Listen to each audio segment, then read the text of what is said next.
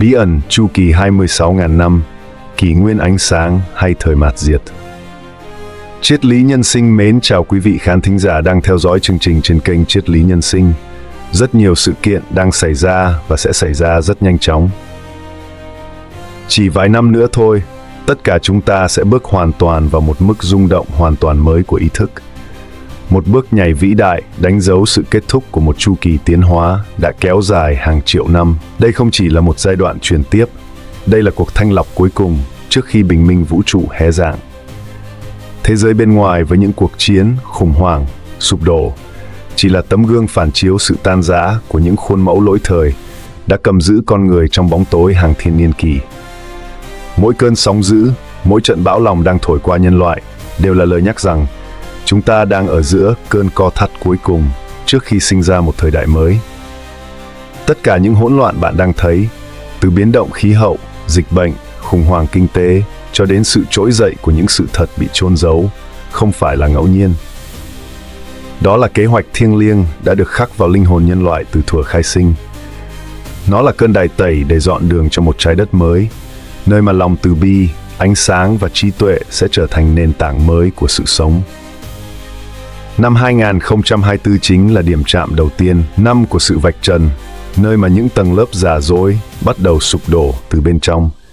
Những bí mật bị che giấu sẽ không thể tồn tại dưới ánh sáng của nhận thức đang bừng nở. Những âm mưu, những mạng lưới thao túng, những chương trình kiểm soát tâm trí, tất cả đều đang lộ diện từng chút một như một phần không thể thiếu của cuộc đại thức tỉnh. Và bạn hãy nhớ, Thế chiến thứ ba không cần súng đạn. Nó đang diễn ra trong trường năng lượng, trong tâm trí, trong niềm tin của chúng ta. Nó là một cuộc chiến tinh vi, nơi vũ khí là nỗi sợ, thông tin giả và sự tách rời khỏi bản chất linh hồn. Chúng ta đang sống trong khoảnh khắc mà các tiên tri cổ đại từng nhìn thấy. Thời khắc mà những bức tường giữa các chiều không gian đang mờ dần và các linh hồn được gọi thức để bước vào sứ mệnh thiêng liêng của mình. Năm 2025 sẽ là làn sóng thứ hai, làn sóng của sự sụp đổ hàng loạt về cấu trúc cũ, nhưng cũng là làn sóng tái sinh cho những ai đã sẵn sàng bước ra khỏi ảo ảnh. Liệu bạn sẽ nắm lấy cơ hội này chứ?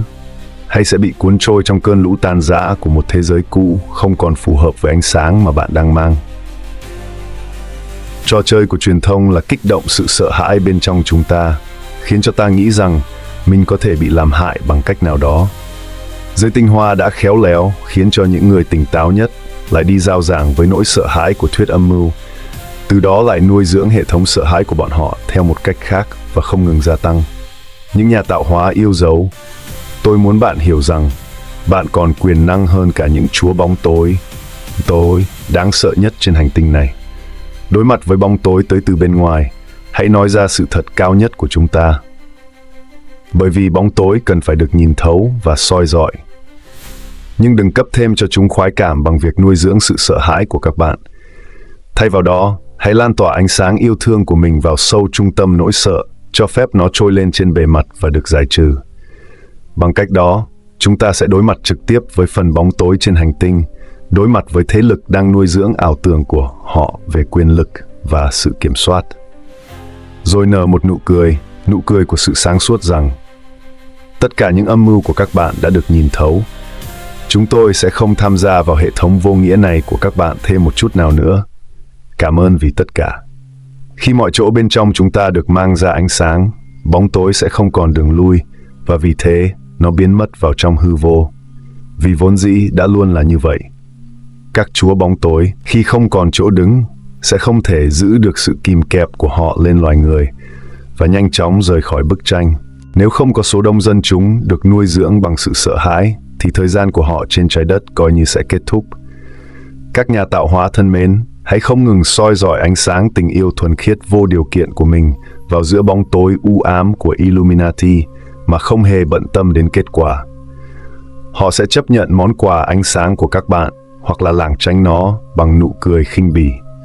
Lại thêm một linh hồn bị gạt nữa, nghĩ rằng hắn có thể đối đầu với bọn ta ư? Họ khẽ cười, nhưng sâu bên trong họ là một cảm giác bồn chồn. Ảo tưởng về sự kiểm soát của họ đang mục ruỗng từ nền móng, và một phần của họ biết điều đó. Do kiêu hãnh và tự mãn, họ ngày càng lún sâu hơn và quay trở lại bàn chiến lược để tìm ra kế hoạch nhằm tăng tốc cho cuộc chinh phạt của mình và tích lũy nhiều quyền lực hơn. Thất vọng, họ tung ra những chiêu bài lớn của mình. Kay phủi đi những đồng tiền lẻ nằm trên bàn với một niềm hy vọng trá hình rằng thủ đoạn mới nhất sẽ hoàn toàn cám dỗ được các đối thủ của họ, vốn ở khắp mọi nơi. Ngay cả trong hàng ngũ của họ, họ cũng biết rằng có những linh hồn đang làm việc cho ánh sáng và vai trò của họ ở đây đang dần đi đến hồi kết. Bởi trường năng lượng tần số cao của trái đất hiện tại đang tác động trực tiếp vào hệ miễn dịch của họ, như lưỡi dao đang treo lơ lửng trên đầu. Nhưng lại nói, tất cả những gì diễn ra bên ngoài này, đây đều là phản ánh tâm thức chung bên trong của toàn nhân loại. Nếu chúng ta không có các vấn đề tâm lý chưa được giải quyết ẩn nấp bên trong, thì chúng ta sẽ không hấp dẫn những thứ đó. Những người ngoài hành tinh tiêu cực, những thảm họa tự nhiên, hay những nhà lãnh đạo bội bạc và thích kiểm soát. Khi chúng ta đối mặt và giải quyết được những bóng tối ở bên trong, cũng là lúc bóng tối bên ngoài tự khắc được giải trừ. Đây chính là thời điểm để tất cả chúng ta cùng nhìn vào nội tâm. Một mặt, tôi biết là rất khó khăn để hàn gắn vô số những sự rối loạn được kết hợp cùng nhau, như là nỗi sợ hãi, sự cô đơn, tội lỗi, xấu hổ, sự chán nản và thất vọng, được gây ra bởi hàng ngàn kiếp sống và ghi nhớ trong trường Akasha của mọi người. Đôi khi có những vấn đề, những khuôn mẫu cũ mà tưởng chừng ta đã vượt qua được, lại đang ngóc đầu lên trên bề mặt. Sẽ là không thực tế nếu nghĩ chúng ta có thể dùng vài tháng, vài năm, thậm chí chục năm để dừng được một đà quán tính đã lăn bánh nhiều thiên niên kỷ. Vậy nên, đừng cảm thấy thất vọng. Hãy bắt đầu đi những bước nhỏ của em bé, dần dần tự để thay đổi. Tôi và những đội nhóm đang dần thực hành những bước đi đầu tiên đó. Trước tiên là bóc tách bản thân khỏi ngoại cảnh. Sau đó là học cách làm chủ được suy nghĩ, cảm xúc, sáng tạo, trải nghiệm. Từng chút một, chúng ta sẽ phủi đi những lớp bụi đã bám lên từng mặt sáng bóng của viên tinh thể nội tâm, thắp sáng lại tình yêu thương đang bị nhiều lớp mặt nạ che kín. Hãy chủ động kết bạn và nhắn tin cho mình nếu bạn cũng muốn tham gia trong hành trình này.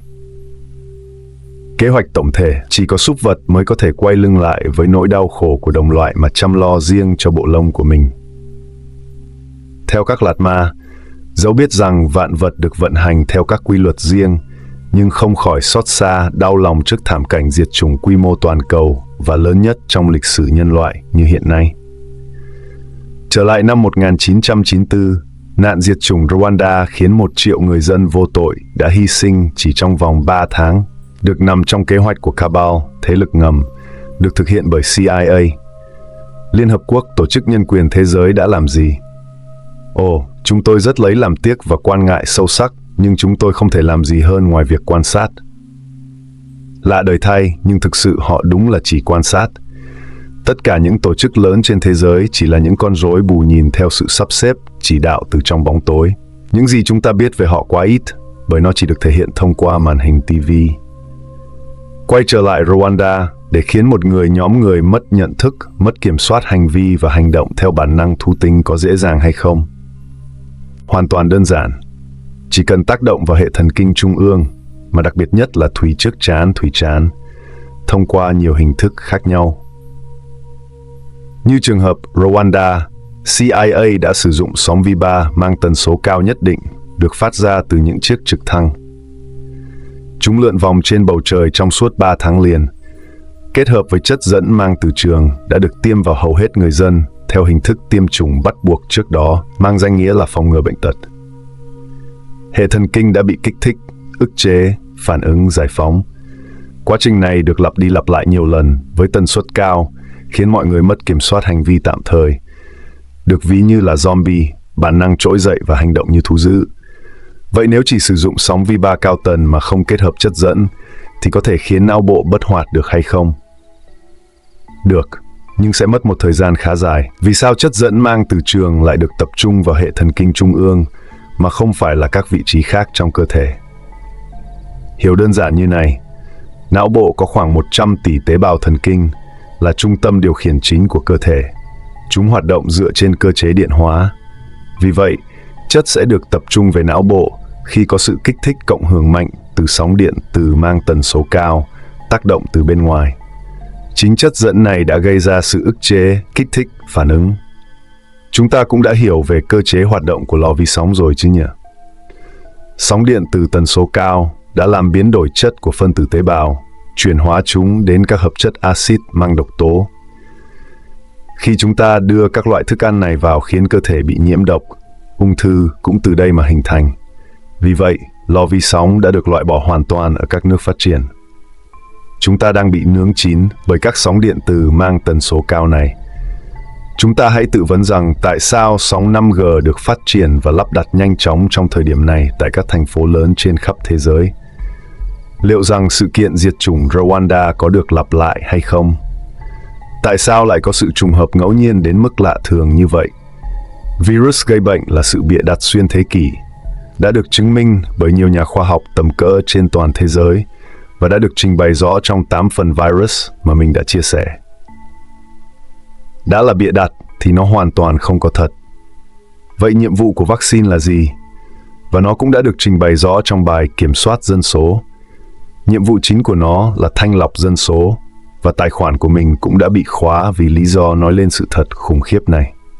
Tại sao 1% không tấn công vào các bộ tộc Hunza, Kogi, các bộ tộc thiểu số châu Mỹ, châu Úc, châu Phi nằm tận sâu trong rừng, cách biệt với thế giới bên ngoài? Bởi vì họ không tham, không ngu dốt như chúng ta. Họ hoàn toàn không gây ra bất kỳ một tác động xấu nào đối với tự nhiên. Họ sống hòa hợp với thiên nhiên, với đất mẹ, và họ chính là thầy của chúng ta. Chính xác rằng 1% này chỉ thanh lọc virus là con người được cho là văn minh. Bởi vì con người đã gây ra ô nhiễm trầm trọng nguồn nước, không khí, các nguồn tài nguyên rừng đã bị phá hủy nghiêm trọng. Chủ nghĩa vật chất tiêu dùng đã khiến con người tha hóa bởi lòng tham, bởi sự vô minh. Nguồn tài nguyên đã bị rút cạn vô tội vạ. Vậy có phải rằng chính chúng ta là người đã tự tiêu diệt mình chăng? Nếu chúng ta sống thuận tự nhiên, không còn tàn phá mẹ trái đất nữa, thì chúng ta có còn bị tấn công bởi 100? Ví dụ, nếu chúng ta sống chung với người hàng xóm suốt ngày nhậu nhẹt, hát hò, thì liệu chúng ta có chịu nổi không? Ô nhiễm tiếng ồn sẽ làm chúng ta phát điên mất thôi. Chúng ta có dám chắc rằng vẫn vui vẻ chấp nhận chứ? Hay chúng ta sẽ qua tần cho chúng nó một trận tơi bời? Cũng như vậy, làng kế bên chúng ta ở cứ xả thải làm ô nhiễm nguồn nước, chặt phá cây rừng làm lũ lụt tràn về, không khí nhiễm độc bởi các nhà máy, vân vân, ảnh hưởng trực tiếp đến chúng ta. Vậy thì chúng ta phải làm gì với họ đây? Khi đã dùng đủ mọi cách để khuyên nhủ, để chia sẻ, để hướng dẫn mà họ vẫn không chịu nghe. Đến đây chắc mọi người cũng đã hiểu vì sao chúng ta lại bị thanh lọc bởi 1%. Chúng ta luôn đổ thừa cho 1% này nhưng không bao giờ soi lại chính mình. Chúng ta tham nên chúng ta mới bị đánh vào lòng tham. Chúng ta sợ nên chúng ta mới bị đánh vào nỗi sợ. Chúng ta muốn cai trị nên chúng ta mới bị thống trị. 1% này tạo ra sản phẩm. Nếu chúng ta không tham, không sử dụng hoặc chỉ sử dụng tối đa 10% để phục vụ cho các nhu cầu cơ bản và thiết yếu, có phải rằng 1% này sẽ phá sản, sẽ ngưng sản xuất hoặc hạn chế sản xuất? Thì liệu nguồn tài nguyên có bị rút cạn và gây ra ô nhiễm môi trường không? 100% là không. Có cầu ắt sẽ có cung, không cầu mà cung thì cung sẽ sụp đổ. Vậy thì chính chúng ta là người đã trực tiếp gây ra vấn nạn này chứ không phải ai khác. Vậy thì chúng ta có đang đổ oan cho 1% này chăng? 100 này đã cảnh báo cho con người rất nhiều lần mà chúng ta thường phớt lờ nó đi, buộc họ phải sử dụng biện pháp mạnh hơn. Chúng ta muốn đi du lịch à? Muốn kinh tế phục hồi và phát triển ư? Muốn có một cuộc sống vật chất xa hoa à? Vân vân. Cái giá phải trả chính là cái chết. Mọi thứ đều xứng đáng, mọi thứ đều có một cái giá nhất định đấy. Và thời điểm này chính là công cuộc đại thanh lọc và cũng là công cuộc đại thức tỉnh, trở về với tự nhiên và sống hòa thuận với thiên nhiên. Đấy chính là sự thức tỉnh. Tiếp theo, bức tranh toàn cảnh sẽ giúp chúng ta thấu suốt hơn. Bức tranh toàn cảnh. Khi phóng tầm mắt đủ xa, thì chúng ta sẽ thấy những cơn sóng dữ cuộn trào đại dương chỉ như những gợn sóng trên mặt hồ tĩnh lặng khi có những ngọn gió nhẹ thổi qua mà thôi. Với con mắt của phàm phu thì chúng ta luôn thấy xã hội này đầy bất công. Nhưng khi chúng ta phóng tầm mắt xa hơn để có góc nhìn toàn diện hơn, thì điều chúng ta thấy còn chính xác chăng? Câu trả lời chính xác, hoàn toàn không bao giờ có sự bất công xảy ra. Để nhận ra được điều này, chúng ta phải đứng bên ngoài hệ thống, thì mới có thể quan sát và đánh giá được. Chúng ta đã bị mắc bẫy trong một ma trận do chính mình tạo ra. Vậy thì chúng ta sẽ phải dũng cảm đối diện với nó và tự mình thoát ra. Không ai có thể giúp được mình ngoài chính mình. Thông qua bài thanh lọc, kiểm soát dân số và kế hoạch tổng thể, thì chúng ta cũng có thể nhận ra được một điều rằng chính con người đã tàn sát lẫn nhau cũng chỉ bởi lòng tham và sự ích kỷ. Huyện A bị ô nhiễm, ta có thể chạy sang huyện B. Tỉnh A bị ô nhiễm, ta có thể chạy sang tỉnh B. Đất nước A bị ô nhiễm, ta có thể chạy sang đất nước B. Nhưng đến khi trái đất bị ô nhiễm thì chúng ta không còn nơi nào để đi và sẽ phải đối diện với thảm họa do chính mình gây ra. Với lòng tham không đáy này thì chắc có lẽ không có nơi nào để có thể dung chứa được con người. Buộc chúng ta sẽ phải nhìn nhận lại mọi thứ đã diễn ra. Để có được kế sách xử lý thảm họa thì những người nắm quyền lực cao nhất trong 1% phải sử dụng những hạ sách được thực hiện theo nhiều cách khác nhau với mục đích chính là để cứu lấy trái đất. Đã là hạ sách thì buộc phải có sự hy sinh, và thế là kỳ thi chính thức được bắt đầu. Sự sát hạch gắt gao nhất mà nhân loại phải chứng kiến trong một thời gian ngắn nhất. Từ 8 tỷ ban đầu được đặt vào chiếc phễu để lọc và đến cuối cùng còn 500 triệu. Khi quá trình thanh lọc kết thúc thì trái đất sẽ được hồi sinh, nhưng nhân loại khi đó sẽ không trở về thời kỳ đồ đồng cối đá mà họ sẽ được sống trong một môi trường đáng sống. Những công nghệ sạch, năng lượng sạch, vân vân được đưa vào sử dụng. Nhưng với sự thức tỉnh của chúng ta hiện nay thì liệu rằng mọi thứ sẽ diễn ra đúng như dự kiến chứ? Chúng ta sẽ chia ra hai trường hợp: thức tỉnh thật và thức tỉnh giả. Thức tỉnh thật quay trở về thiên nhiên, sống thuận tự nhiên, chủ nghĩa vật chất được loại bỏ 90%, chủ nghĩa tinh thần được nâng lên, không còn sự giết chóc đối với muôn loài và những điều tốt đẹp khác. Đây là điều mà 1% muốn bảo tồn chiếu theo luật ngầm, luật rừng, luật nhân quả đều phù hợp. Thức tỉnh giả, do chúng ta đã nắm được kế hoạch này, nhưng chúng ta vẫn mong muốn cuộc sống trở về bình thường, mong muốn kinh tế phát triển, đời sống vật chất nâng cao, xa hoa, hưởng thụ, vân vân. Nên chúng ta chống lại sự thanh lọc này bằng nhiều cách khác nhau, dẫn đến tình hình ngày càng nghiêm trọng hơn. Sự thức tỉnh giả sẽ ứng với câu sau: khi một sát thủ bị tiêu diệt thì đồng thời một sát thủ mới được hình thành. Khi tư tưởng thù hận được xác lập, oan oan tương báo thì bánh xe luân hồi tiếp tục quay. Cho đến khi nào các bên học được bài học yêu thương thì vòng lặp sẽ được hóa giải. Trận đại nạn này do chúng ta gây ra thì chính chúng ta sẽ phải giải quyết nó. Vậy để giải quyết dứt điểm thì chúng ta sẽ phải làm như thế nào? Rất đơn giản, chúng ta hãy thức tỉnh thật. Khi tâm thức cá nhân thay đổi, cộng hưởng lại với nhau sẽ hình thành tâm thức nhân loại.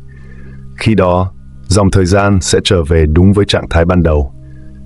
Tiến trình thi nhân quả tạm thời bị bất hoạt. Như chúng ta cũng đã biết, để đánh giá được tiềm lực kinh tế của một quốc gia, thông thường sẽ dựa vào chỉ số GDP, tổng sản phẩm quốc nội. Nhưng liệu rằng có còn đúng với tình trạng hiện nay hay không? Tổng giá trị của nền kinh tế tương đương với tổng giá trị nguồn tài nguyên thiên nhiên được khai thác. Khi nguồn tài nguyên bị khai thác càng nhiều, sẽ tỷ lệ thuận với việc phát thải ra môi trường càng lớn, dẫn đến hệ sinh thái bị ô nhiễm trầm trọng, ảnh hưởng đến toàn thể muôn loài, đặc biệt nhất là con người. Vậy thì chúng ta có còn mong muốn nền kinh tế phục hồi và phát triển nữa hay không? Đây là yếu tố quyết định sự sống còn của nhân loại. Nếu chúng ta vẫn muốn, thì chắc chắn một điều rằng chúng ta đang nằm trong sự thanh lọc của tự nhiên và của 1%. Thay vào đó, chúng ta hãy học theo cách mà quốc gia Bhutan đã thực hiện cách đây 50 năm, thay đổi chỉ số GDP bằng GNH, tổng hạnh phúc quốc gia. Bhutan là quốc gia có mức thải âm ra môi trường. Vậy thì kinh tế học có còn cần thiết nữa hay không? Hay cần phải được loại bỏ? Chúng ta nên đưa vào giáo trình để giảng dạy các môn như sau: tâm linh học, nhân quả học, đạo đức học, sinh thái học, nông nghiệp học, vân vân. Chúng ta có thể quay trở về lối sống tối giản, chủ nghĩa tối giản theo như cách mà ông bà ngày xưa đã từng.